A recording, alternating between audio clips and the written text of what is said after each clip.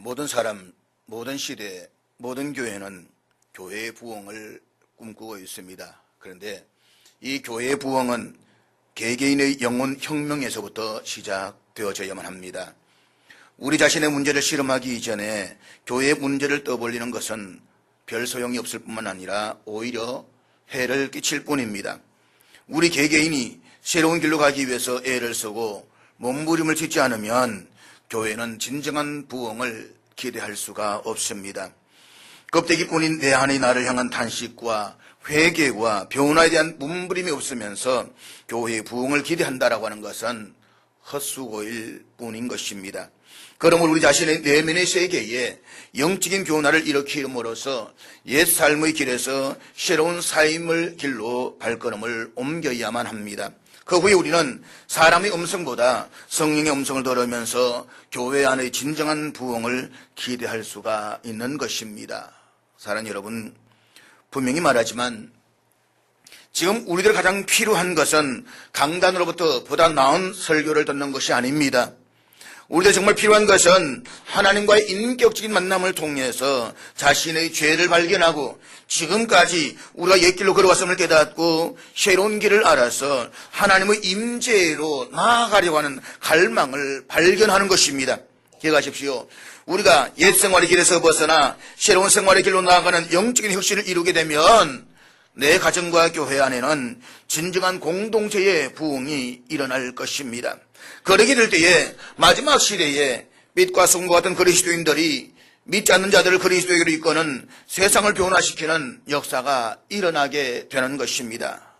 여러분, 우리의 영이 옛자의 얽매여서 그 길에서 벗어나지 못하면 우리 결코 믿지 않는 사람들을 그리스도에게로 이끌어 올 수가 없습니다.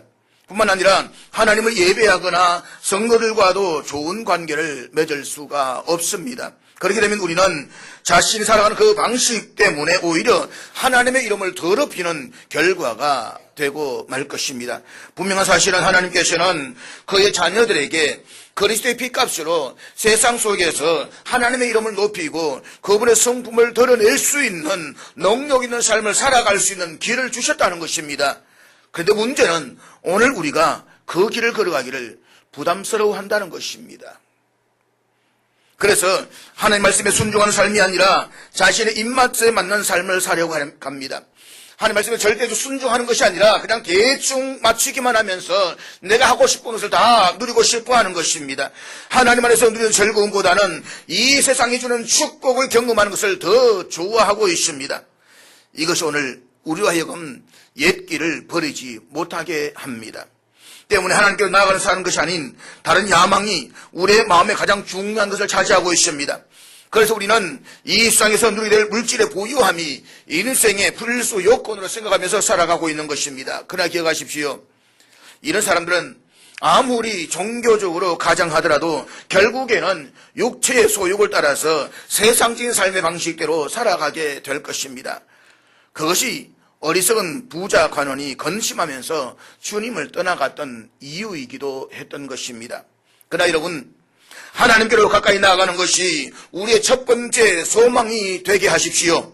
그럴 때 우리는 믿음의 주요, 우리를 온전하게 하시는 주님께 꼭 붙어 있게 될 것입니다. 그렇게 될 때 우리는 세상에서의 축복을 추구하는 것은 두 번째 소원이 될 뿐만 아니라 그것 때문에 내가 시험에 들거나 힘들어하지 않게 될 것입니다. 그리고 우리는 하나님이 기대하시는 성령의 아름다운 열매를 맺을 것입니다. 그것이 바로 옛 길을 버리고 새로운 길을 따라 살아가는 그리스도인의 삶의 모습인 것입니다. 그리고 우리 그리스도인들에게 있어서 가장 중요한 것은 삶의 질이 아니라 삶의 내용인 것입니다. 내가 얼마나 많은 부귀영화를 누리느냐 그것이 아니라 어떤 삶을 살아가고 있느냐 내용이 훨씬 더 중요한 것입니다. 하나님이 이 땅에서 허락하신 우리의 삶을 어떻게 사느냐라고 하는 것은 하나님께서는 심판의 기준이 될 수밖에 없는 것입니다. 우리는 이 사실을 요나를 통해서 깨달을 수가 있어야 되는 것입니다. 그럼 사랑하는 여러분, 오늘 주 앞에서 예배를 드리는 가운데 우리의 삶의 시간들을 어떻게 살아갈 것인지를 엄숙하게 결단했으면 좋겠습니다. 목회자로서 가장 가슴 아픈 것은 그 사람이 가난한 사람이 아닙니다. 배우지 못한 사람이 아닙니다. 정말 가슴 아프고 불쌍한 사람은 다음 세상이 없는 것처럼 이 세상에 모든 소망을 두고 살아가는 사람들입니다. 오늘 많은 사람들 생각할 것입니다. 세상의 성공은 그 무엇보다도 중요해. 그러기 위해서 좋은 인간관계를 맺고 남들이 누린 것보다 더 좋은 것을 누리기 위해서 살기 위해서는 더 많은 재산을 모아야 하고, 그러나 여러분 잊지 마십시오. 우리에게는 죽음의 시간이 있다는 사실을 말입니다. 그리고 이 생에서 시간이 전부가 아니라 그 다음에 영원한 세상이 기다리고 있다는 사실을 결코 잊어버리지 마십시오. 성경에서도 이 사실을 분명히 말씀하고 있습니다. 한 번 죽는 것은 사람에게 정해진 것이요 그 후에는 심판이 있으리니. 그렇기 때문에 우리 정말 소망하고 바라야 될 것은 영원한 본향을 위해서 먼저 하나님의 나라와 의를 구하는 삶을 사는 결단인 것입니다. 물론 이 세상에서 잘 되고 잘 사는 것도 중요합니다. 그러나 그것보다 훨씬 더 중요한 것은 우리 주님께서 예비해 두시고 기다리시는 저 영원한 하늘나라에서의 삶을 위한 이 땅에서의 헌신과 투자인 것입니다. 요나, 그의 모습은 오늘 우리들의 자화상이기도 합니다. 우리는 지금까지 요나를 공부하면서 7가지의 요나의 모습을 살펴보았습니다. 한번 가만히 생각해 보십시오. 나는 어느 요나에 속하고 있는지. 도망치는 요나, 잠자는 요나, 문제 앞에 선 요나, 기도하는 요나, 사명을 감당하는 요나, 구경하는 요나, 불평하는 요나. 요나의 이러한 모습은 오늘 우리 신앙 여정에서 쉽게 발견할 수가 있는 것입니다. 그렇다면 이와 같은 요나의 모습들 가운데 오늘 저와 여러분의 요나의 모습은 어디에 속한다라고 생각을 하십니까? 오늘 본문 5절은 이렇게 시작되고 있습니다. 요나가 성읍에서 나가서 그 성읍 동쪽에 앉아 거기서 자기를 위하여 초막을 짓고, 요나, 그는 니느웨 성이 어떻게 되는 것을 보기 위해서 이 니느웨 성을 빠져나가서 성읍 동쪽 언덕에 올라가서 초막을 지었습니다. 그리고 그는 언덕에 앉아서 망하지 않는 니느웨 성을 바라보면서 하나님을 향해서 원망하고 불평하고 있습니다. 망해라, 제발 좀 망해라. 유황불아 내려라, 제발 좀 내려라. 아마 그를 앉아서 그렇게 외치고 있었는지도 모르겠습니다. 전혀 씨가 먹혀들지 않는 요나, 자기 감정에 조치되어서 불평하고 있는 요나, 하나님께서 그토록 많은 기회를 주심에도 불구하고 여전히 정신을 못 차리고 있는 요나, 그럼에도 불구하고 하나님은 여전히 그를 사랑하십니다. 그 못난 요나를 사랑하신 하나님께서는 생터집을 부리고 있는 요나의 삐뚤어진 인간됨을 깨닫게 하시고자 그를 삶의 교육의 현장으로 불러내십니다. 그러면 구경꾼의 자리에 앉아서 사명을 감당하지 않고 불평하고 있는 요나를 깨닫게 하시려 하나님께서 준비하신 삶의 교육 현장이 무엇입니까? 오늘 본문 6절 말씀 한번 같이 보도록 하겠습니다. 6절 다 같이 읽겠습니다. 시작. 우리가 이 말씀을 보다 쉽게 이해하기 위해서는 당시 팔레스틴 지방의 기후에 대해서 먼저 살펴볼 필요가 있습니다. 그러니까 북아프리카에서부터 지중해 연안으로 불어오는 동풍을 가리켜 부르는 시로코라고 이야기를 합니다. 그런데 이 열풍이 불면 기온이 급상승하고 때로는 밤에도 기온이 올라가서 대낮의 기온을 그대로 유지하기도 합니다. 마치 열대야처럼 말입니다. 아니, 열대야보다 훨씬 더 높은 기온이 우리의 삶을 곤고하게 만든다는 것입니다. 더구나 이 동풍은 불쾌지수가 높아져서 사람의 신경을 굉장히 날카롭게 합니다. 그리고 동풍이 불면 초목은 메말라져 버립니다. 거기에다가 때마침 하늘에는 이글거리며 타오르고 있는 태양이 언덕 위에 앉아있는 요나의 머리에 내리쬐고 있습니다. 아무 그늘 없는 이 초막 그냥 지어놓고 거기에서 저놈의 니느웨 망해라, 빨리 망해라 라고 하는 그 니느웨에서 요나의 동풍이 불어오는 그 숨 막히는 그 공기 속에서 하늘의 태양이 장렬하고 있다는 것입니다. 팔레스타인의 태양의 이글거림은 우리가 경험하는 것과는 차원이 다릅니다. 이런 기후진 상황에서 힘들어하는 요나를 위해서 하나님께서는 박넝쿨을 준비하셨습니다. 여기서 말하고 있는 이 박넝쿨은 우리나라에서 호박넝쿨이나 그런 박넝쿨을 의미하지는 않습니다. 학명으로 보면 팜프리스트라고 되어 있는데 히브리 사람들은 이것을 가리켜서 키카욘이라고 이야기를 합니다. 태연아 띄워줄래? 이게 바로 이스라엘의 박넝쿨입니다. 요나에서 말하는 그 박넝쿨이 바로 이것입니다. 심기만 하면 마침내 3m 정도로 물씬 자랍니다. 그래서 사진에서 보는 바와 같이 잎사귀가 크기 때문에 쉽게 그늘을 만들어줍니다. 팔레스틴 동풍이 불으면 숨이 꽉 막히는 열풍이지만 그늘에 들어가면 그렇게 시원할 수가 없는 것입니다. 이 한번 잎이 나오면 2, 3일 정도 비어있다가 시들어버린 그런 나무라고 말할 수가 있습니다. 하나님께서는 박넝쿨 하나를 무럭무럭 자라게 하시더니 태양을 차단하고 시원한 그늘을 만들어 주었습니다.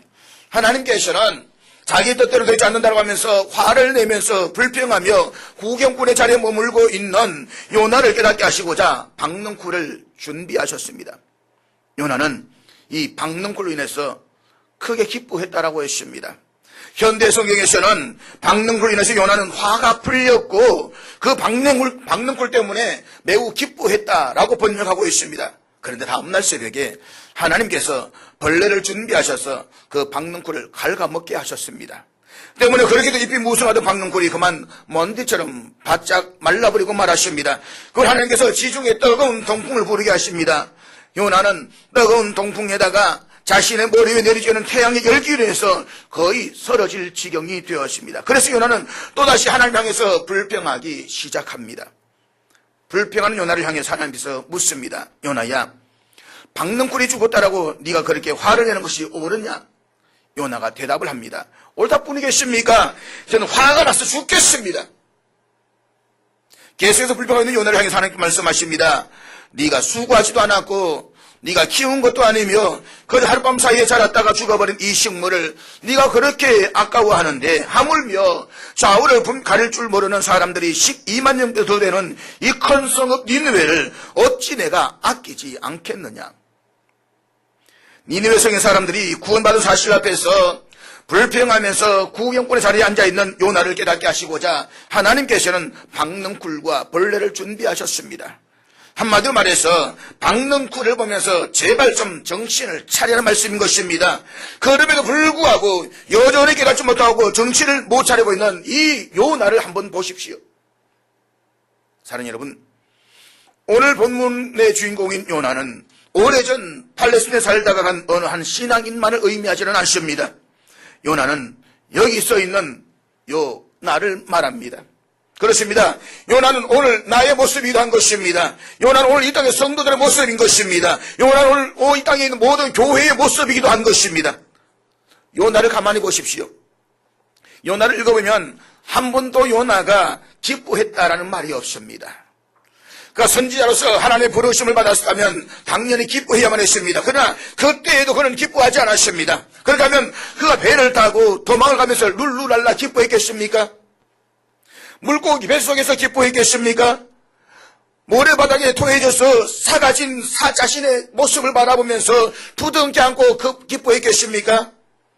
심지어 니느웨 성에서 하루길을 걸으며 복음을 전하면서도 그는 기뻐했다는 내용이 그 어디에도 찾아볼 수가 없습니다. 그랬던 요나가 마지막 장에 와서 기뻐하는 모습을 우리들에게 보여주고 있습니다. 니느웨 성이 멸망하기를 기대하면서 동편 언덕에 앉아있을 때에 뜨겁게 내리쬐는 태양 때문에 몹시도 불평합니다. 그때 하나님께서 박넝쿨 하나로 그늘을 만들으셨습니다. 요나는 그 박넝쿨 때문에 기뻐하는 것입니다. 그것을 주신 하나님 때문에도 아니고 구원받은 니느웨 성의 사람들 때문에도 아니고 그 박넝쿨 때문에 기뻐했다는 것입니다. 요나 전체에서 요나가 이처럼 크게 기뻐했다는 내용은 오늘 본문 6절에서 딱 한 번밖에 기록되고 있지는 않습니다. 만약에 요나가 지금 우리들 곁에 있다고 한다면 아마 저는 요나에게 이렇게 한번 물어보고 싶습니다. 요나, 당신의 기쁨의 내용이 무엇입니까? 여러분, 동일하게 한번 묻고 싶습니다. 이 땅에 사는 동안 오늘 여러분은 무엇으로 인해서 기쁨을 얻고 계십니까? 무엇이 당신을 행복하게 했습니까? 당신의 기쁨의 내용은 무엇입니까? 오늘 수많은 교회 교인들에게 하나님은 단지 이 세상에서 물질적으로 풍성한 축복을 누리는 수단일 뿐인 것입니다. 오늘 그리스도의 열심에서 하나님은 단지 그들이 추구하는 궁극적인 축복의 대상이 아닌 것입니다. 이 세상에서 보다 더 나은 삶을 얻기 위해서 하나님을 이용할 뿐인 것입니다. 그래서 이 세상에서 보다 자유롭게 살기를 바라는 인간들은 하나님 향해서 이렇게 외치는 것입니다. 하나님, 당신은 그저 저 하늘에만 계십시오. 여러분, 오늘 현대 그리스도인들이 가장 좋아하는 성경 구절이 무엇일까요? 아마 저는 신명기 28장 13절의 말씀이 아닐까라고 생각을 해봅니다. 우리 한번 같이 읽도록 하겠습니다. 다 같이 읽습니다. 시작. 우리 여기까지만 좋아합니다. 여호와께서 너를 머리가 되게 하시고 늘 기도할 때마다 하나님, 우리 아들, 우리 딸, 우리 자손 머리가 되게 해주시고 꼬리가 되지 않게 해주시옵소서 늘 기도하지 않습니까? 그러나 성경에는 그렇게 되기 위해서 우리가 어떻게 살아야 하는지에 대해서 말씀하고 계시다는 사실을 우리는 기억하셔야만 되는 것입니다. 계속해서 28장 13절 나머지 말씀을 읽도록 하겠습니다. 같이 읽겠습니다. 시작. 오직 너는 내가 오늘 내게 명령하는 내 하나님 여호와의 명령을 덕짓고 지켜 행하며, 우리는 하나님께서 우리로 하여금 모든 삶들 가운데 어떠함이 되게 하시고 점점 더 높은 곳으로 올라가는 삶을 기대할 뿐이지, 그렇게 되기 이전에 먼저 하나님의 말씀을 듣고 순종해야 한다는 사실을 기억하려고 하지 않습니다. 이것이 바로 사탄의 전략입니다. 오늘 교회 그리스도인들은 마치 사탄이 에덴 동산에서 아담과 하와를 미혹시킨 것처럼 하나님의 말씀을 왜곡시켜서 말씀의 권위를 상대화시키고 약화시키고 있습니다. 그래서 오늘의 그리스도인들은 사탄이 그렇게 했던 것처럼 축복하시는 하나님과의 관계보다는 축복 그 자체에 더 가치를 두려고 합니다. 마치 요나가 12만 명 더 되는 니느웨 성의 사람들이 구원을 받아서 하나님과의 바른 관계를 맺는 것보다 박는 굴에 더 큰 가치를 두었던 것처럼 말입니다. 사랑하는 여러분, 사람들이 회개하고 구원받는 그 놀라운 광경을 바라보면서도 요나는 결코 기뻐하지 않았습니다. 한 사람의 구원이 아닙니다. 한 도시의 구원이었습니다. 성경에서는 한 영혼이 주께로 돌아오면 천국에서 잔치가 벌어진다라고 했습니다. 이것은 그냥 잔치가 아닌 것입니다. 천국에서 지금 커다란 잔치가 벌어지고 있습니다. 당대 최대의 도시가 주님 앞에 돌아오는 이 엄청난 대부흥의 역사를 지금 바라보고 있는 것입니다. 그럼에도 불구하고 요나는 전혀 기뻐하지 않습니다. 마치 동생이 살아서 돌아왔을 때에 잔치를 벌여서 불구하고 집안에 들어오지 않고 바깥에서 바라보면서 불평했던 맏아들처럼 말입니다. 오히려 그는 화를 내면서 불평하고 있습니다. 그랬던 요나가 오늘 피었다가 내일 아궁이에 던져지는 이 박능굴 하나를 두고 그토록 기뻐했다는 것입니다. 한마디로 말해서 여전히 정신을 차리지 못하고 있는 요나인 것입니다. 그는 무엇이 중요하고 무엇이 덜 중요한 것인지에 대한 우선순위에 정체성이 없었습니다. 사랑하는 여러분, 사람이 영적인 침체에 빠지면 이런 요나의 모습으로 살아가게 된다는 사실을 잊지 마십시오. 무엇을 보고 기뻐해야 될 것인가? 무엇을 보고 슬퍼해야 될 것인가? 어느 때에 우리 그리스도인들이 웃어야 되는가? 무엇 때문에 하나님의 사람들은 울어야 할 것인가? 영적인 침체에 빠지게 되면 우리의 삶에서 기쁨과 행복에 대한 기준에 대한 정체성이 무너지는 것입니다. 그래서 어느 신학자는 영적인 침체가 오면 다음과 같은 현상이 나타나게 된다고 말씀을 하고 있습니다. 한번 체크해 보시길 바랍니다. 첫째는 마땅히 기뻐해야 될 것을 기뻐하지 않는다. 둘째는 싫어해야 할 것을 싫어하지 않는다. 셋째는 예스하고 순종해야 할 때 순종하지 못하고 노하고 거절해야 할 때 거절하지 않는다. 넷째는 소중히 여겨야 할 것을 소중히 여기지 못하고 헛된 것을 붙들고 거기에다가 생명을 걸고 살아간다. 따라서 영적인 침체에 빠지면 사랑이 식어진다. 마음의 작은 상처도 치료가 되지 않는다. 사역이 시험이 된다. 여러분, 우리 믿음의 사람들은 환경 속에서만 기쁨을 찾아서는 안 됩니다. 물론 때로는 환경이 우리들에게 기쁨을 줄 때도 있습니다. 내 남편이, 내 아내가, 내 자녀가 나에게 기쁨을 줄 때도 있습니다. 그러나 믿음의 사람들은 환경이 주는 축복보다 그것을 주시는 하나님의 관계에서 오는 기쁨이 참된 소망이어야 되는 것입니다. 기억하십시오. 인생은 하나님의 형상으로 지음을 받았기 때문에 하나님과 신비한 교제를 통해서만 깊은 만족과 기쁨을 누릴 수가 있습니다. 그럴 때 우리는 하나님이 기뻐하시는 곳이 나의 기쁨이 되는 삶을 살아갈 수가 있습니다. 그것이 바로 잃어버린 영혼을 향한 사랑인 것입니다. 요나 1장부터 4장까지의 마지막 결론은 오늘 본문 4장 10절과 11절의 말씀입니다. 10절은 하나님께서 요나의 가치관이 무엇인가에 대해서 말씀하고 있습니다. 요나야, 네가 수고하였느냐? 네가 저 박농꾼을 재배하였느냐? 그런데 너는 그것을 그렇게 아꼈느냐? 요나의 가치관은 철저하게 박농꾼 중심의 가치관이었습니다. 다시 말하면 지극히 물질 중심의 가치관이었다는 것입니다. 그런가 하면 11절에서는 하나님의 가치관에서 말씀하고 있습니다. 본문 11절 말씀 우리 같이 읽도록 하겠습니다. 다 같이 읽습니다. 시작. 하나님께서 요나에게 말씀하십니다. 요나야, 내 가치관은 말이야, 내가 정말로 사랑하고 아끼는 것은 말이야, 생명의 가치관이다. 내 가치관은 한 영혼을 향한 가치관이다. 나는 저 박능쿨이 중요한 것이 아니고 저 황금이나 소가 중요한 것이 아니고 천천의 순양이 중요한 것이 아니라 한 영혼이 중요하단다. 보십시오. 10절과 11절은 요나의 가치관과 하나님의 가치관이 아주 철저하게 대조되고 있습니다.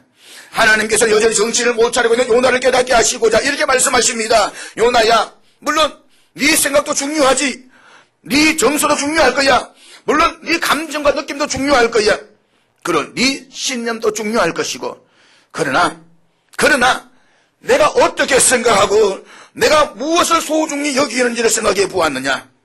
나 하나님 여호와, 너를 창조한 하나님이 무엇을 기뻐하고 무엇을 소중히 여기는지를 생각해 보았느냐.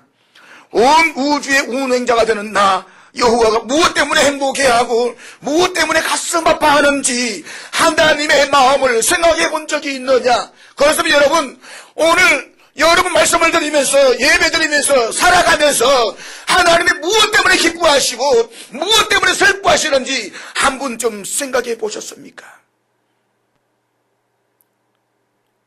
사랑하는 여러분, 무릇 그리스도인의 삶은 하나님의 뜻이 이 땅에 이루어지기 위해서 살아가는 삶이어야만 합니다. 그래서 우리는 주기도문에서와 같이 아버지의 뜻이 하늘에서와 같이 땅에서 이루어지게 하소서라고 기도합니다. 그러나 기억하십시오. 내 가치관이 박능꾼에 머물고 있는 한 하나님의 가치관으로 돌아갈 수는 없습니다. 내 가치관이 이 땅에서 재산을 정식시키고 건강을 관리하고 지위를 보존하고 자신의 명예를 좀 더 높이는 것에 머물러 있을 때에 우리는 참으로 소중한 것을 바라보는 눈을 상실해버리고 말 것입니다. 내 온갖 관심이 박능꾼에 머물러 있을 때에 우리는 하나님의 관점을 잃어버리게 될 것입니다. 기억하십시오. 내 눈이 이 세상을 바라보며 살아갈 때에 잃어버리는 것 한 가지가 있습니다. 그것은 바로 하나님의 시선입니다. 하나님의 관점입니다. 물론 하나님께서 우리들에게 주신 환경을 통해서 분복을 누리는 것을 나무랄 일은 아닙니다. 우리 이 땅에서 환경의 복을 누려야만 합니다. 하나님께서 말씀을 통해서 약속하신 분복들을 누릴 수가 있어야만 합니다. 그러나 거기에 빠져서 매몰되어 살면 결코 하나님의 나라를 유업으로 얻을 수가 없습니다. 어느 중학교에서 있었던 이야기입니다. 3학년 2반이 중간고사에서 꼴찌를 했다고 합니다. 담임선생님이 굉장히 화가 나셨던 모양 같습니다. 그래서 정리를 하면서 들어오신 선생님이 화를 내시고 말씀하십니다. 어떻게 이렇게 공부를 안 할 수가 있느냐. 50점 이하는 전부 다 밖에 나가 손으로 서 있어. 그런데 한 아이가 이렇게 물었습니다. 선생님, 저는 50점인데 어떻게 할까요? 문틈에 끼어 서 있어. 여러분, 중간지대는 결코 하나님 나라에 들어갈 수가 없습니다. 우리 주님께서도 차갑지도 않고 뜨겁지도 않았던 라우디가 교회를 향해서 네가 차든지 뜨겁지 하라고 책망하고 있는 것입니다. 그렇습니다. 내 가치관 50, 하나님 나라의 가치관 50을 말하는 것이 아닙니다. 우선 순위를 말씀하고 있는 것입니다. 무엇을 먼저 구하느냐? 너희는 먼저 그의 나라와 그의 의를 구하라. 그리하면 이 모든 것을 이루시리라. 사랑하는 여러분, 우리 주님의 이 말씀은 오고 오는 세대에 결코 변하지 않는 절대적 진리입니다. 우리 교회에 출석하고 신앙생활하면서 우리가 믿는 하나님을 단지 이 세상에서 보다 더 나은 삶을 얻기 위한 수단으로 삼아서는 안 됩니다. 이런 사람들은 자신에게 필요한 축복을 얻기 위해서 더 열심히 일합니다. 충분히 기도도 할 것입니다. 죄를 최대한 짓지 않고 올바르게 행동하려고 노력할 것입니다. 기회 있을 때마다 사역할 것입니다. 그러나 기억하십시오. 그럴 때마다 내 짐은 점점 더 무거워질 것입니다. 마음의 평안과 기쁨도 사라져 갈 것입니다. 육신의 소욕이 자신을 다스리고 추하고 타락한 감정이 자신을 지배해 가기 시작합니다. 그래서 삶에서 지루함을 피하고 생동함을 느끼고 싶어서 더 열심히 옛날의 그 생활 방식으로 돌아가는 것입니다. 그러나 속지 마십시오. 그 길은 영원한 멸망과 저주일 뿐입니다. 원수인 사탄은 우리의 삶에서 얻을 수 있는 좋은 것들을 가지고 놀라울 정도로 우리를 유혹하고 있습니다. 그럼 우리에게 어떻게 하면 그것을 얻을 수 있고 그 조건을 만족시킬 수 있는지에 대해서 집중하도록 만드는 것입니다.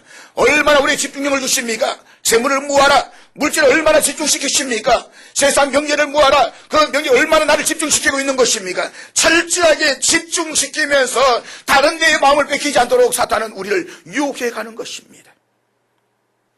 그래서 예수 그리스도께서는 더 이상 우리의 유일한 구원자가 아니라 단지 우리를 위해서 무엇인가 도움을 줄 수 있는 분으로 생각하게 만드는 것입니다. 그렇게 되면 예수님은 지금 당장 이 세상에서 우리가 보다 좋은 삶을 얻기 위한 수단에 거치고 마는 것입니다. 오늘 많은 사람이 예수를 믿지만 이런 신앙을 가지고 사는 사람이 얼마나 많이 있습니까? 하나님이 나에게 축복만 주시면 됩니다.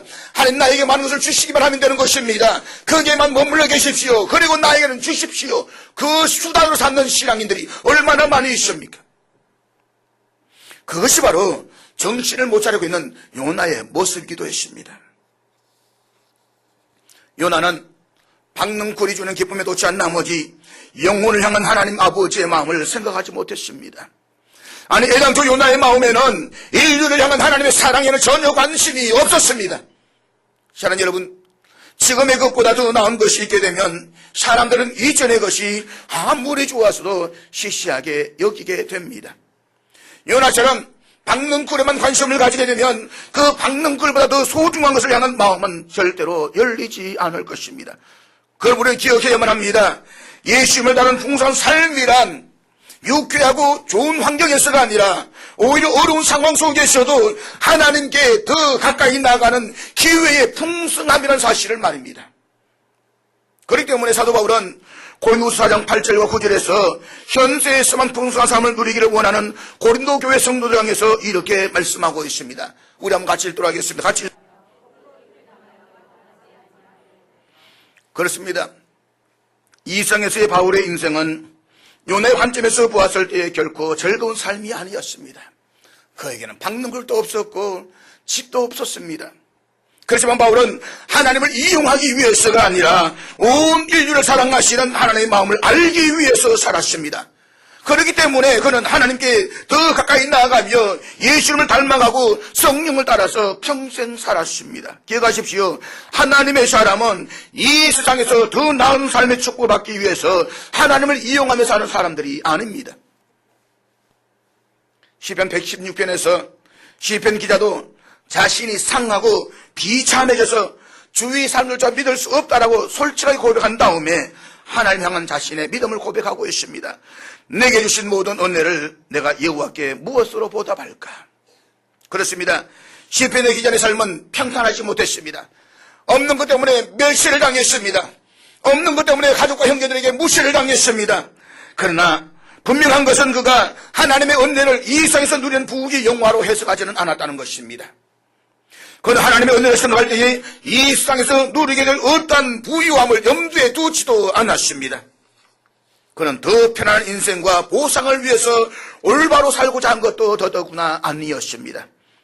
그는 하나님 말씀에 대한 절대적 순종을 통해서 자신이 하나님의 자녀임을 인식하고 현재 하나님의 임재와 장차올 복에 대한 소망으로 자유함을 누렸습니다. 그렇습니다, 여러분. 수고도 하지 않고 재배도 하지 않았던 박능쿨로 인해서 기뻐했던 요나의 인생이 아니라 그의 나라와 그의 의의를 구하는 가운데서 하나님께 더 가까이 나아가며 하나님의 임재를 경험하며 이 성 속에서 삼위일체 감당할 수 있는 그 충성된 삶을 살아갈 수 있는 그런 저와 여러분 되실 수 있기를 주님의 이름으로 축복합니다. 말씀을 기억하는 가운데 하나님 그렇습니다. 하나님 임재로 나가기를 원합니다. 하나님이 경험하기를 원합니다. 이 고백을 하면서 우리 성찬의 예식에 참여하기를 원합니다.